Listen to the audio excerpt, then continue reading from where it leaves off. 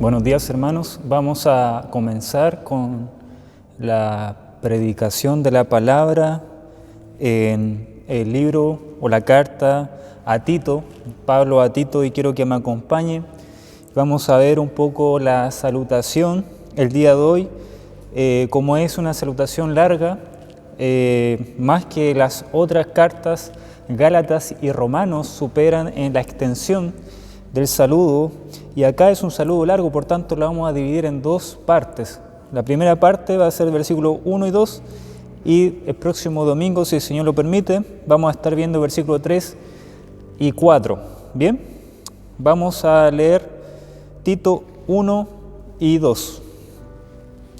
Tito versículo 1 y 2 dice: Pablo, siervo de Dios y apóstol de Jesucristo, conforme a la fe de los escogidos de Dios y el conocimiento de la verdad que es según la piedad, en la esperanza de la vida eterna, la cual Dios, que no miente, prometió desde antes del principio de los siglos. Vamos a orar. Padre, gracias Señor por su palabra. Te rogamos que usted abra nuestro entendimiento a ella, Señor, en este día. Le agradecemos, Padre, por el gran privilegio que tenemos de aprender más de ella, y te rogamos que a través de su Espíritu que mora en nosotros pueda guiarnos a toda verdad, Señor. Que nos haga comprender cosas que se nos pueden escapar de nuestro intelecto, de nuestra mente, y guíenos, Señor, para que tu palabra, Señor, pueda ser práctica en nuestra vida. Dejamos esto en sus manos, en Cristo Jesús. Amén. Vemos acá, hermanos, la salutación del apóstol Pablo. Él empieza siempre en sus cartas haciendo un saludo a la congregación, ¿sí? Pero acá a Tito, ¿verdad?, que es el destinatario de esta carta.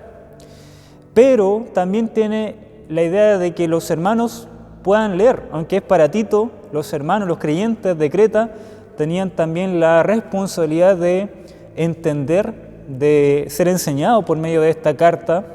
Y Pablo quiere, en primer lugar, darse a conocer. Ya lo conocían quizá los hermanos de Creta, pero quiere darle autenticidad a la carta, darle un respaldo a la carta y al ministerio de Tito, y lo va a hacer él como presentándose a la iglesia, dándose a conocer quién es realmente el apóstol Pablo. Y al mismo tiempo acá va a señalar cuál era la misión del apóstol Pablo. Y lo interesante es que aunque está saludando a Tito, si uno se fija, por ejemplo, en el versículo 1, dice Pablo, siervo de Dios y apóstol de Jesucristo, y después en el versículo 4 dice a Tito, ¿sí?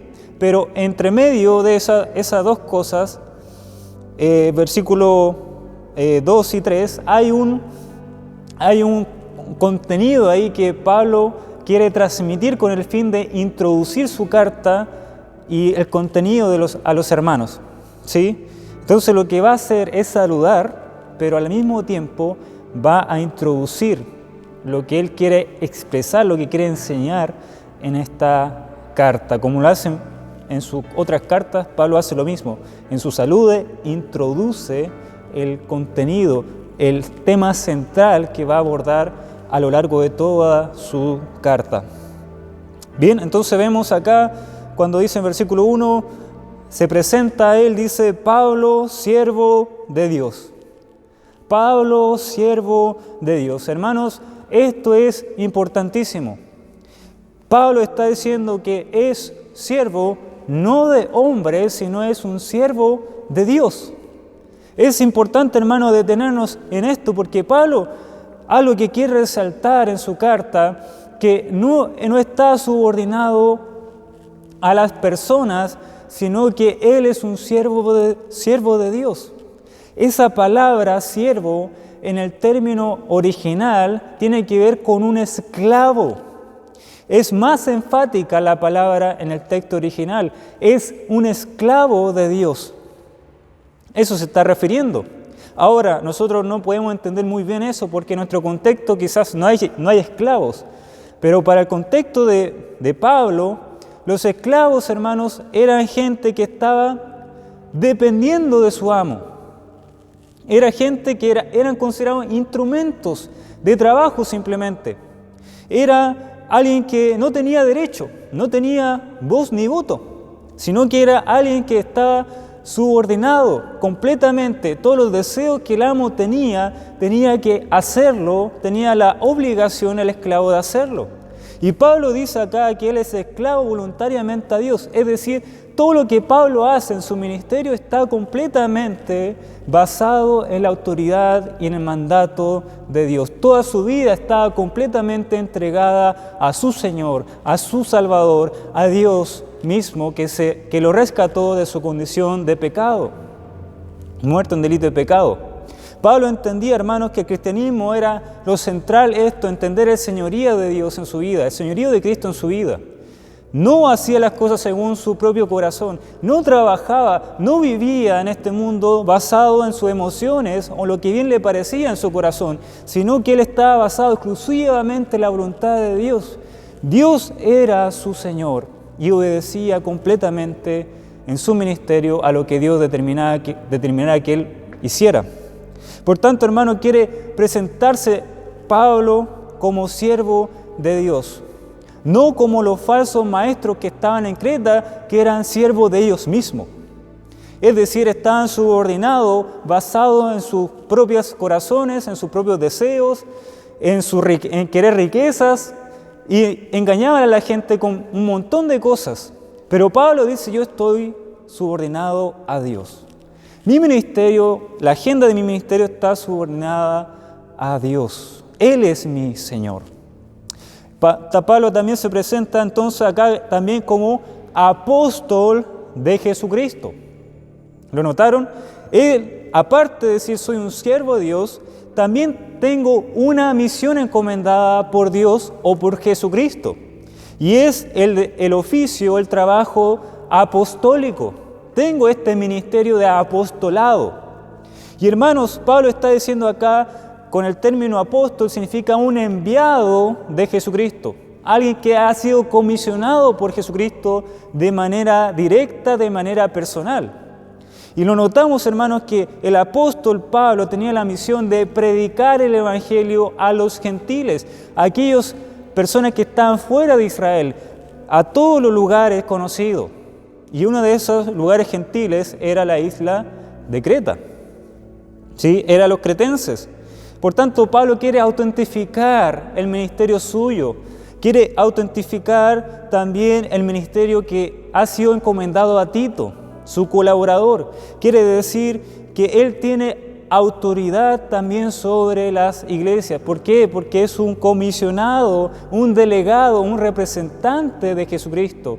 Y sus enseñanzas son en base a las palabras de Jesucristo, a la doctrina de Jesucristo y no según sus propios deseos, algo distinto, ¿verdad?, a los falsos maestros que estaban en la isla de Creta. Por tanto, quiere darle una mayor autoridad a esta carta, es decir, lo que voy a tratar acá es algo muy importante para las iglesias. Hermanos, esta carta es muy importante para nosotros, porque es algo que Dios, es algo que Jesucristo quiere para nosotros como congregación y en nuestra vida de manera personal. Quiere que entendamos esta carta. Hermanos, también debemos entender, cuando Pablo dice que él es apóstol de Jesucristo, debemos entender que hoy en día al mismo tiempo no hay apóstoles. Ya se acabó ese ministerio, fue solamente en el siglo I donde hubieron apóstoles. Pablo fue, dice en 1 Corintios 15, que él, versículos 7 al 9, si usted quiere buscar, él fue el último apóstol.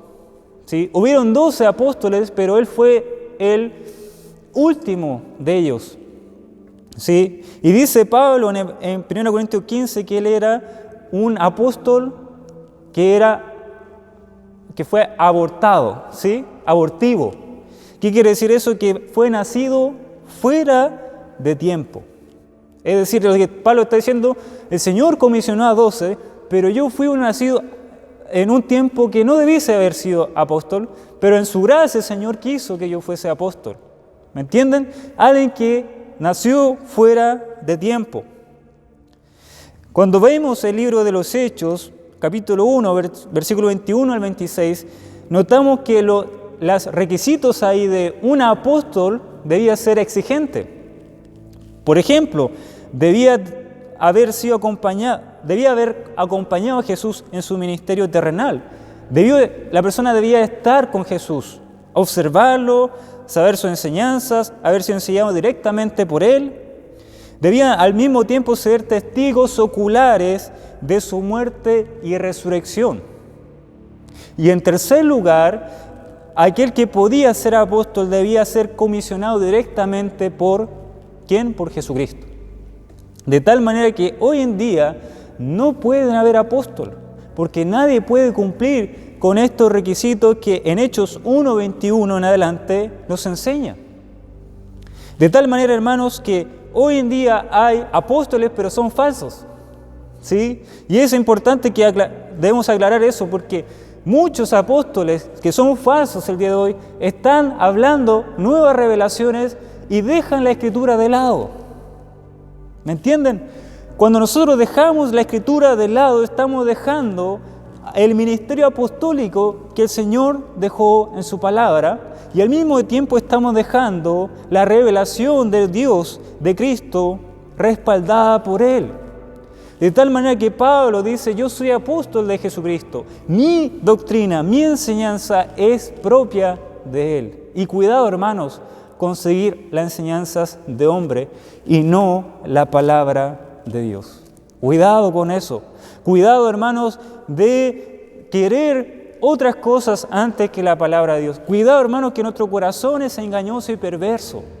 Nuestro corazón a veces quiere otras cosas, otros mensajes que son más atractivos, y gente se aprovecha del corazón del hombre y quiere escuchar mensajes más motivacionales, más que levante la autoestima, más que otras cosas que para nosotros, para nuestros oídos son agradables. Y hay apóstoles, falsos maestros, falsos apóstoles que engañan a las personas. La engañan.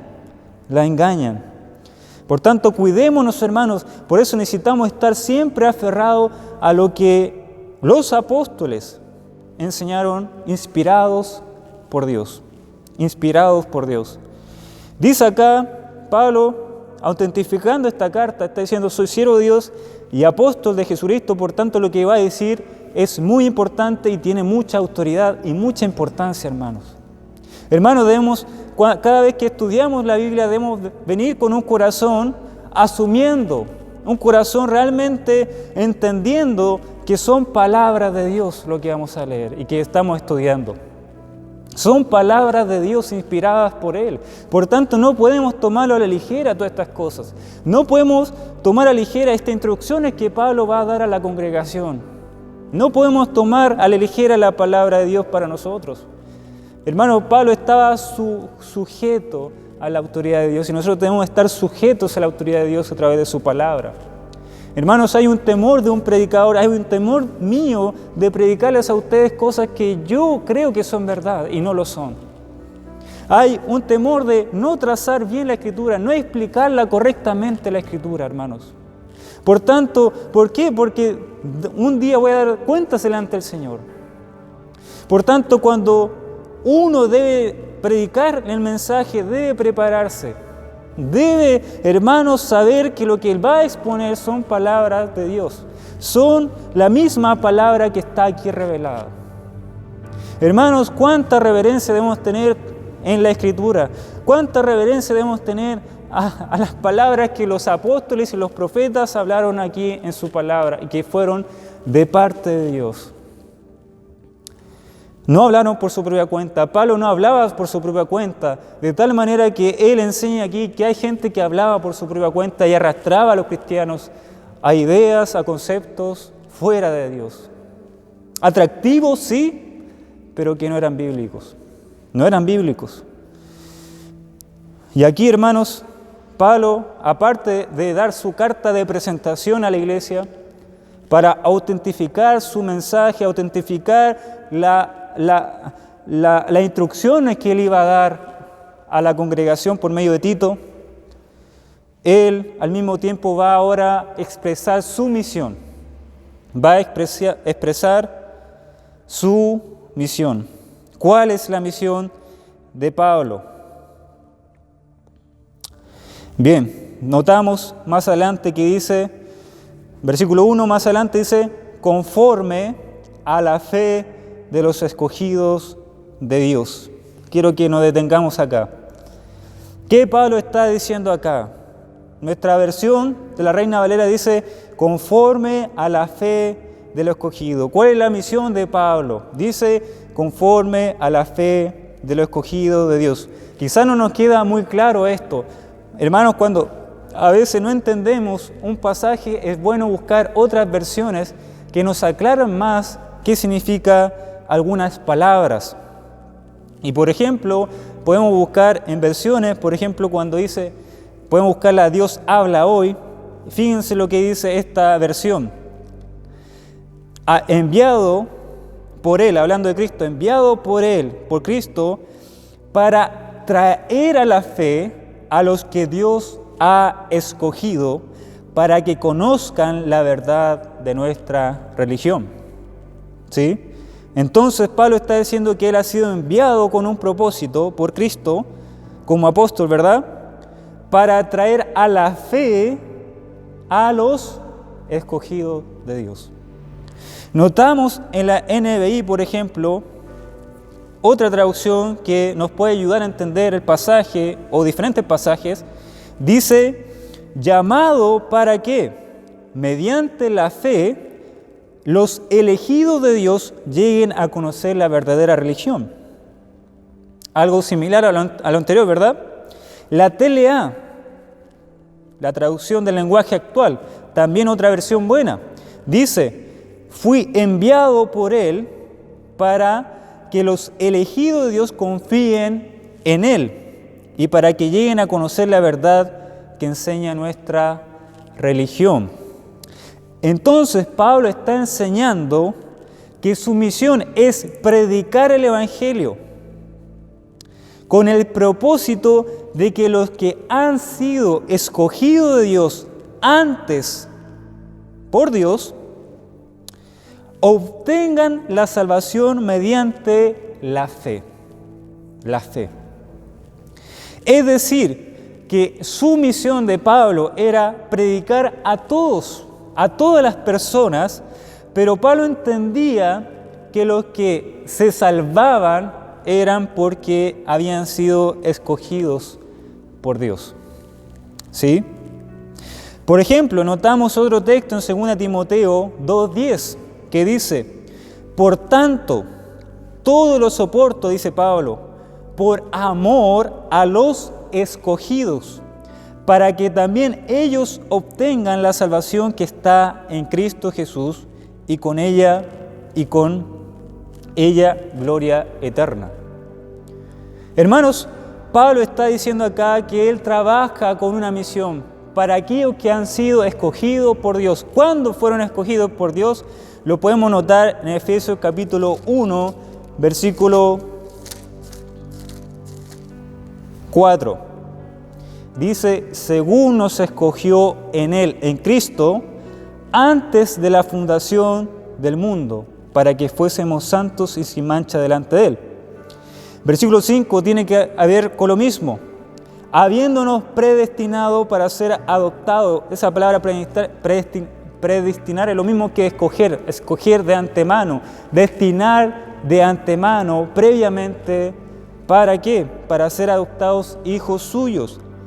Y así en Romanos 8 podemos notar también que Dios nos conoció y nos predestinó. Él, hermanos, Dios a nosotros, a su iglesia, a los creyentes, Dios, Él nos escogió antes de la fundación del mundo para obtener la salvación. La salvación. Y Pablo predicaba a todos porque Él no sabía quién eran los escogidos por Dios. Y nuestra tarea, hermanos, también es predicar el Evangelio a todos, porque no sabemos quiénes son los escogidos por Dios. Hermanos, necesitamos entender esto. Dios en su gracia quiso salvarnos, pero Él nos escogió, pero el medio para la salvación es la predicación del Evangelio. Siempre va a ser la predicación del Evangelio. Por tanto, Pablo dice que mediante la predicación quiere llevar a la fe a los escogidos de Dios. Quiere llevarlos a la fe por medio de la evangelización, por medio de la predicación del mensaje de la cruz. El mensaje de arrepentimiento y fe, y eso va a transformar las vidas. ¿Sí? Siempre la salvación es por medio de la predicación y por medio de que la persona se arrepienta y tenga fe en Jesucristo y confíe plenamente en la obra y el sacrificio en la cruz del Calvario. Por tanto, Pablo nos está diciendo cuál era su tarea, cuál era su función. Era predicar el mensaje para que las personas creyeran por medio de la fe. Por medio de la fe. Y fuesen justificados por medio de la fe. Pero no solamente para dar salvación a los hombres, sino que Pablo dice, en segundo lugar, que su función es, y dice, y el conocimiento de la verdad que es según la piedad. En otras palabras está diciendo, no solamente tengo que predicar el Evangelio, sino mi función es para que la gente tenga fe en Cristo, sino mi misión es a los que ya han obtenido la salvación por medio de la fe, han sido convertidos por la palabra. Ahora mi misión es llevarlos a la verdad, llevarlo a la sana doctrina. Es decir, llevarlo a que conozca más ampliamente el Evangelio de Dios, el Evangelio de Cristo. De hecho, esa palabra conocimiento se puede traducir también, de hecho, literalmente en el original significa conocimiento más pleno de algo. En otras palabras, Pablo está diciendo que quiero llevar a los creyentes, a los que han sido salvos, a que conozcan más ampliamente el Evangelio, la sana enseñanza. Y hermanos, eso estamos llamados a hacer nosotros los creyentes, conocer más y más profundamente la verdad del Evangelio. ¿Y cómo podemos lograr eso? A través de la palabra de Dios. A través de la palabra de Dios, y es por eso importante que nosotros cada domingo podamos atender la palabra de Dios. Porque cuando atendemos la palabra de Dios y continuamente en nuestra vida personal, obviamente, meditándola, estudiándola, vamos a tener más amplia, vamos a saber más la verdad, porque hermano, nunca vamos a dejar de aprender. La verdad es tan grande, la verdad, el Evangelio es tan grande, tan glorioso, hermanos, que podemos estar años y años estudiando y vamos a saber un poquito de él. Hermanos, es algo inescrutable, es algo infinito las verdades de la palabra de Dios, del Evangelio, y que podemos conocerlas, ¿sí? Y su tarea, Pablo, por eso envía cartas a la iglesia, para que las iglesias puedan conocer cada vez más y ampliamente la verdad del Evangelio. ¿Y cómo podemos saber ampliamente la doctrina del Evangelio? Leamos Romanos, estudiemos la carta a Romanos, por ejemplo. En todas sus cartas Pablo plasma el Evangelio, la verdad, y en Tito también, pero en Romanos Pablo se extiende mucho más y es más metódico, más profundo en su enseñanza de la verdad. Ahora, Pablo está interesado no solamente que la gente conozca la verdad, ¿sí?, sino que está diciendo, Pablo en el versículo, no sé si notaron, dice el conocimiento de la verdad que es según la verdad, según la piedad. Es decir, conocer la verdad es conforme a la piedad. A medida que el creyente, hermanos, conoce más y más el Evangelio, la palabra de Dios, la entiende, la comprende, la mastica, esta verdad lo va a llevar automáticamente a una vida de piedad. Eso es lo que Pablo está diciendo. En otras palabras, Pablo está diciendo que no solamente él lleva a la gente a la salvación, por medio de la evangelización, sino también que Él quiere que los creyentes sean santificados por la verdad de la palabra. Está interesado en que la iglesia, que los creyentes vivan una vida de acuerdo a el Evangelio. Una vida en consonante al Evangelio. Y ese es el tema central de la carta. Donde, hermanos, la sana doctrina siempre va a llevar a una sana práctica. La mala doctrina siempre va a llevar a una mala práctica. Hermanos, si no estamos comprendiendo la sana doctrina, es decir, las enseñanzas fundamentales de la Escritura, reveladas acá, si no estamos comprendiendo, vamos a tener una mala práctica. No vamos a ser cristianos piadosos como Dios quiere que vivamos. Por eso dice Pablo, esta verdad es importante y yo la enseño para que los cristianos vivan de acuerdo a esa verdad, que es según la piedad, conforme a la piedad. ¿Qué significa piedad? ¿Qué significa piedad? Bueno, en el Nuevo Testamento, hermano, esta palabra piedad significa, en sencillas palabras, reverencia en nuestro corazón a Dios que controla nuestra conducta. Reverencia en nuestro corazón a Dios que controla nuestra conducta. Primero, hermano, tiene que ver con una reverencia de Dios cuando lo conocemos. Esto parte por conocerle.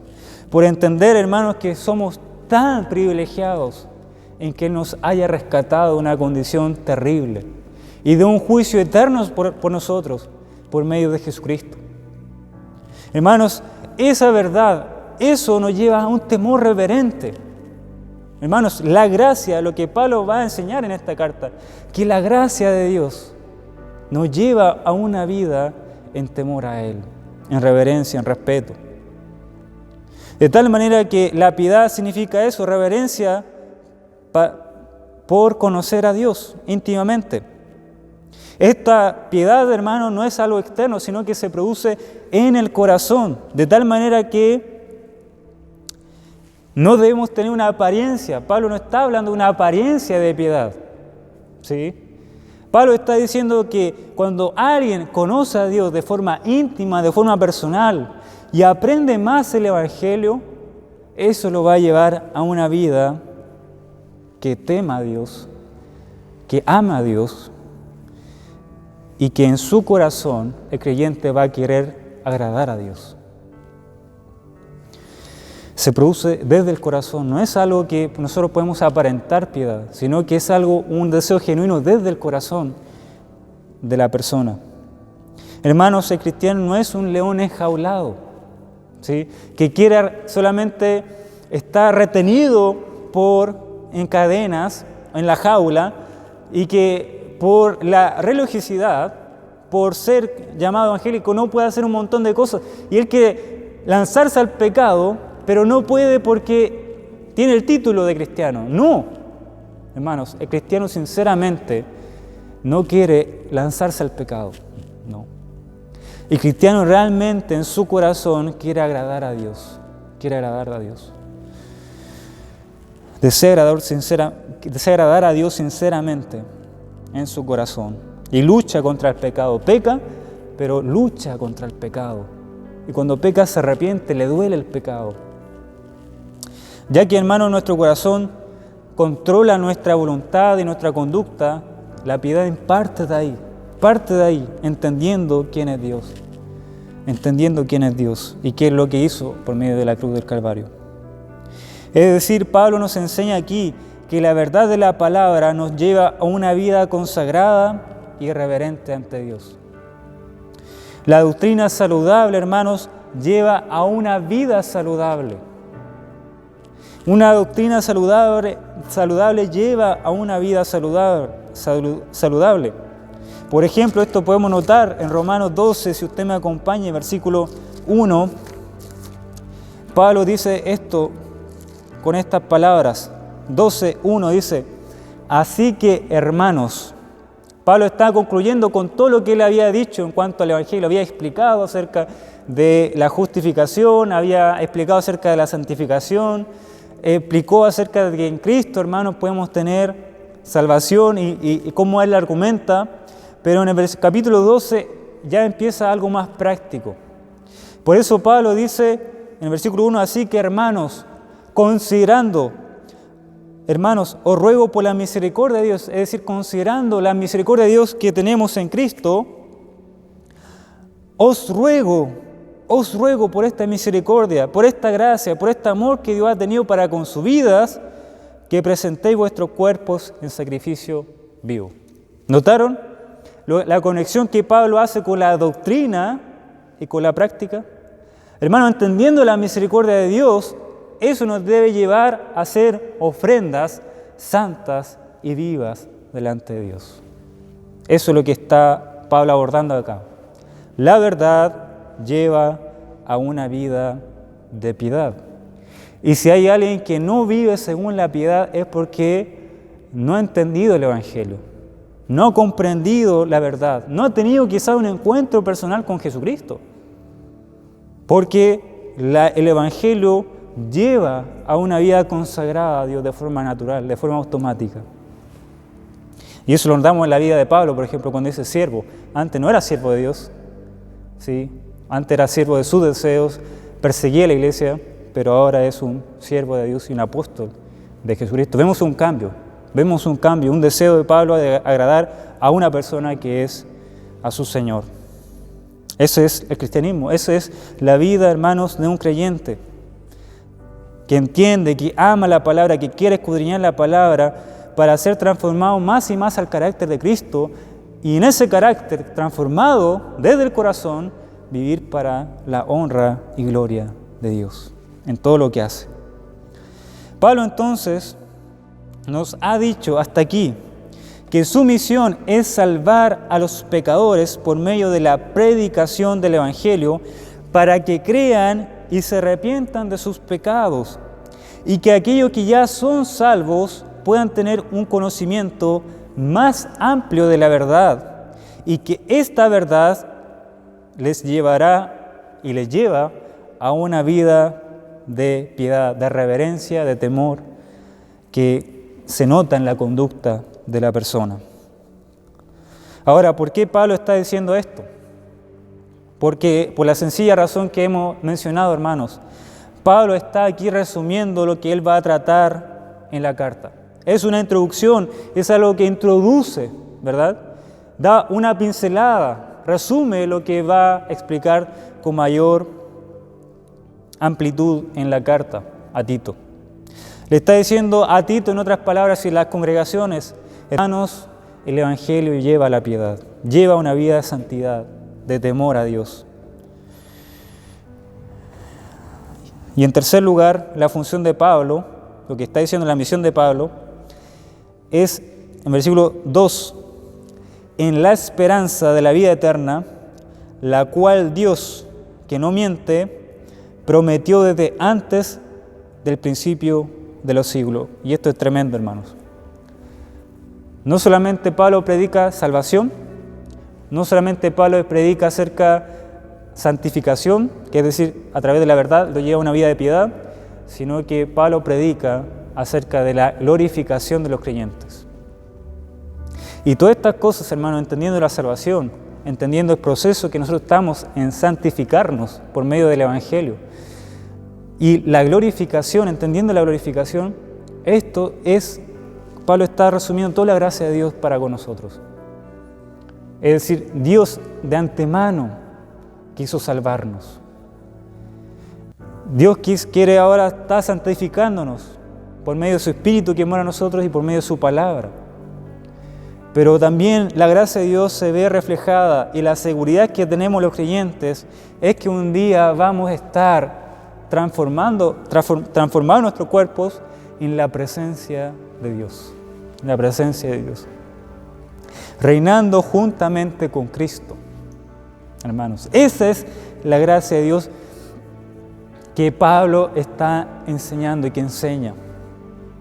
La misión de Pablo es de enseñarle, confirmarle a los creyentes en una esperanza real, una esperanza inmutable que no cambia, una esperanza de vida eterna para aquellos que creen y se arrepienten de sus pecados, que creen y que abrazan la cruz de Cristo y se arrepienten de su vida vana. Hermanos, el creyente tiene una esperanza segura. ¿Por qué? Porque esta esperanza no está basada en un hombre, sino que esta esperanza que se promete en la Escritura de vida eterna es una esperanza que Dios prometió. Es una esperanza, hermanos, que Dios nos promete a sus hijos, la cual dice aquí, Dios que no miente, prometió. Hermanos, Dios no miente, Dios no cambia, Dios es inmutable, no varía, no hay sombra ni mudanza de variación en Él. Es decir, que Dios no se arrepiente en dar su salvación a nosotros. Hermanos, este es algo central en la vida del creyente, que lleva una vida de piedad, de entender que un día vamos a estar delante de Él en la vida eterna. Hermanos, entendiendo eso nos lleva a conducirnos hoy en día de diferente modo. Hermanos, es un gran privilegio que nosotros tengamos una vida eterna con Jesucristo, pero nos lleva también aún a aprovechar nuestra vida hoy en día, sabiendo que un día vamos a estar delante de Él y que todos nosotros vamos a tener que rendir cuentas y comparecer ante el tribunal de Cristo. Este es el mensaje que Pablo predica en cada una de sus cartas, dándole seguridad al creyente que ninguna condenación hay para los que están en Cristo. Ninguna condenación hay para los que están en Cristo. Por eso dice, Dios que no miente, Dios que es fiel, Dios que es inmutable, promete esta vida eterna y esto no cambia. Y esto lo prometió antes del principio de los siglos. Para que veamos, hermanos, que esta promesa es tan fuerte, tan real, tan segura, que esta promesa no se hace solamente hacia nosotros, sino que esta promesa lo hizo la Trinidad antes de todas las cosas que fueron creadas. Por eso dice, antes de los siglos, antes de que todo fuese hecho, Dios lo prometió. Y la pregunta es, ¿a quién lo prometió? Si no, nosotros no existíamos antes de los siglos. Bueno, este pacto, esta promesa, la hizo Dios Padre hacia Dios Hijo, hacia Dios Espíritu. De tal manera que la Trinidad, hermanos, esta promesa está segura dentro de las tres personas de la Trinidad. Y es hecha a nosotros a través del Evangelio. Por tanto, hermanos, vemos acá la gracia de Dios para con nosotros. Esta esperanza es segura, somos seguros, estamos en la mano del Señor. Y pese a cualquier circunstancia debemos entender esto, hermanos, que el creyente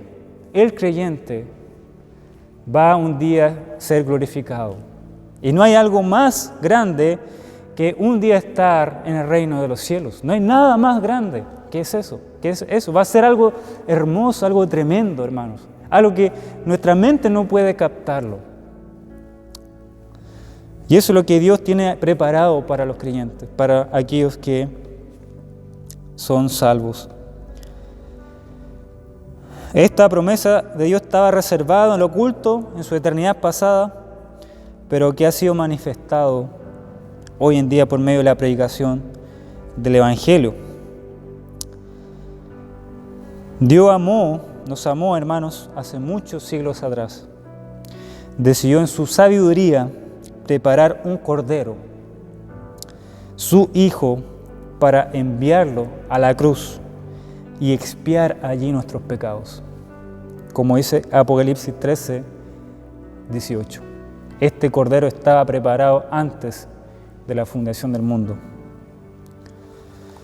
Hermanos, lo que Pablo está tratando acá, lo que está introduciendo, es que nosotros, entendiendo esta gracia de Dios, que Dios nos haya querido salvar a nosotros, por simplemente misericordia, por simplemente su amor, no por algo bueno que haya en nosotros, no por obras que nosotros hiciésemos, sino que Dios quiso tener compasión, amor para con nosotros simplemente por su beneplácito, por su buena voluntad.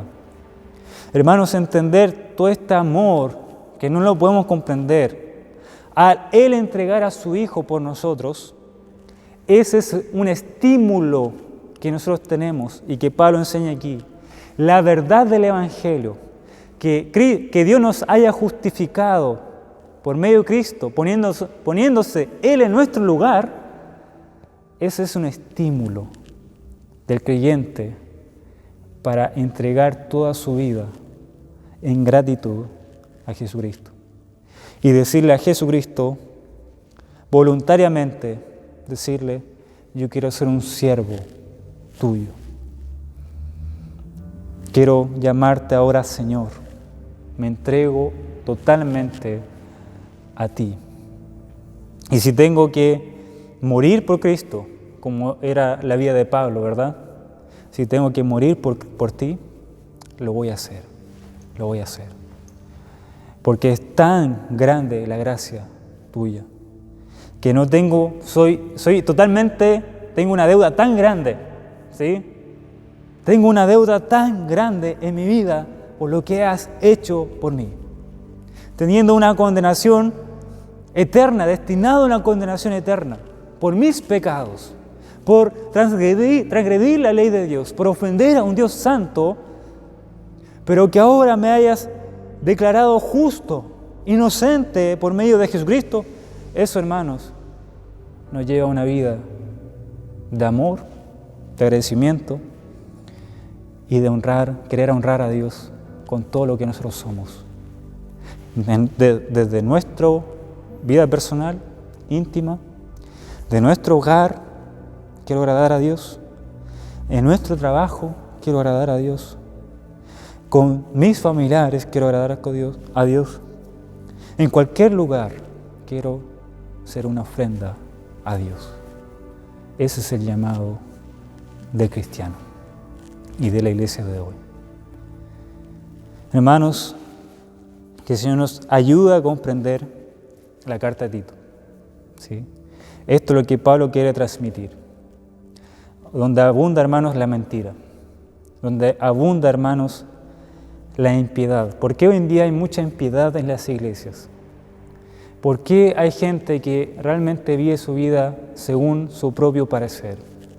¿Por qué hoy en día la gente quiere no estudiar la Biblia? ¿Por qué la gente ahora no quiere orar? ¿Por qué la gente ahora no quiere buscar las cosas de Dios? ¿Por qué?